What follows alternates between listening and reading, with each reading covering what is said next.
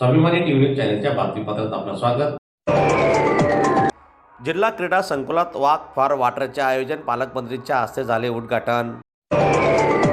मृद व जल संधारण विभागाच्या वतीने जिल्हा क्रीडा संकुलात वॉक फॉर वॉटर उपक्रमाचे आयोजन करण्यात आले। या उपक्रमाचे उद्घाटन जिल्ह्याचे पालकमंत्री नामदार जयकुमार भाऊ रावल यांच्या हस्ते करण्यात आले। दरम्यान पाणी बचत, जल संधारण आणि पाण्याचा योग्य वापर याबाबत जनजागृती करण्याच्या उद्देशाने या उपक्रमाचे आयोजन करण्यात आले होते। दरम्यान यावेळी जिल्हाधिकारी, कर्मचारी, विद्यार्थी तसेच नागरिकांनी मोठ्या संख्येने सहभाग घेतला होता। पाण्याचे महत्त्व जनतेपर्यंत पोहोचून जल संधारणाच्या उपाययोजनांना व्यापक लोक सहभाग मिळावा हा या उपक्रमामागील उद्देश असल्याचे यावेळी पालकमंत्र्यांनी सांगितले। दरम्यान आजच्या या कार्यक्रमासाठी धुळे जिल्ह्यातील विविध विभागातील अधिकारी, कर्मचारी तसेच विद्यार्थी मोठ्या संख्येने सहभागी झाले होते।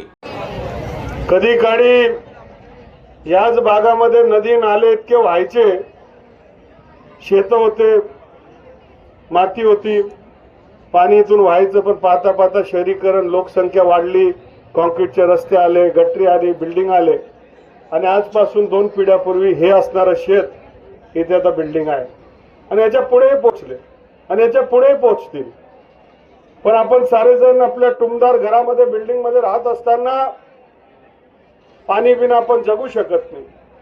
पाण्याचं महत्त्व कधीतरी एखादा दिवस पाणी बिना राहून बघा, माणूस कसा तडमडतो, माशा बिना पाण्यासारखा तडपडत असतो। आणि म्हणून अल निनोचा इफेक्ट असताना पाण्याचा थेंबान थेंब आपण वापरला पाहिजे, सांभाळला पाहिजे।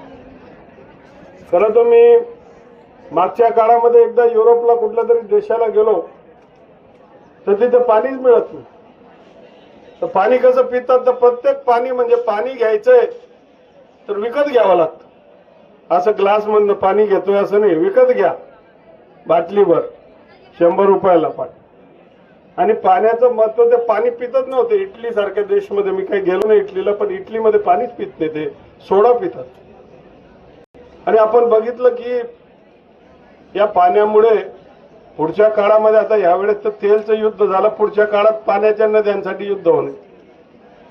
आणि आपल्या देशामध्ये ज्ञात अज्ञातपणे आपण पाण्याचं फार नासवंडी करत असतो, वाया घालत असतो। कोणी घरी आलं पाहुणे तर ट्रे घेऊन जातो आपण, ट्रे घेऊन तो माणूस बी आता आपल्याकडे शिष्टाचार आहे, ग्लास घेतला, तोंडाला लावला, 1 घोट घेतलं, ठेवलं। आता तिथे 10 घोटचं पाणी 1 घोट घेतलं आणि बाकीचं फेकलं। ते पाणी पुन्हा मग गटरमध्ये, गटरमधनं पाण्यामध्ये, किती मोठी प्रक्रिया। कितीतरी लोक अंगणात मारतात, कुठं फेकतात, कुठं गाडतात, काय सगळी परिस्थिती। आणि म्हणून पुढच्या भविष्यासाठी तुम्ही आपल्या मुलांना प्रेम करतात, आपल्या परिवाराला प्रेम करतात आणि त्यांच्या भविष्यासाठी, तुमच्या मुलाच्या, नातूच्या भविष्यासाठी पाणी अडवा, पाणी जिरवा, पाण्याचा थेंब थेंब वाचवा, अशी विनंती आणि जनजागृती आम्ही करतोय। मातीचं सुद्धा आपण बघतोय की सगळं मातीचा वरचा पार्ट हा वाहून समुद्रामध्ये चाललेला आहे। जिथं नदी आहे तिथं डोंगर तयार होतो, जिथे डोंगर आहे ते तोडले जातात। आणि म्हणून मातीचं सुद्धा कणकर आपण वाचवला पाहिजे। आणि म्हणून आपल्याला अभिसरणच्या माध्यमातून ज्या ज्या योजना आहेत, गाव मुक्त, गाळ मुक्त धरण, गाळयुक्त शिवार योजना, जलयुक्त शिवार योजना, जलयुक्त शिवार 2.0, प्रधानमंत्री कृषी सिंचन योजना पाणलोटची, विकास घटक 3 या प्रमुख योजनेद्वारे जल सिंचनाचं काम चालू आहे। याच्या माध्यमातून आपल्याला जुन्या जलस्रोतांचं पुनर्जीवन करणे, गाळ काढणे, नाला खोलीकरण करणे, मृत संधारण तसेच सूक्ष्म सिंचन करणे, याच्यासाठी आपल्या सगळ्यांची जबाबदारी आहे।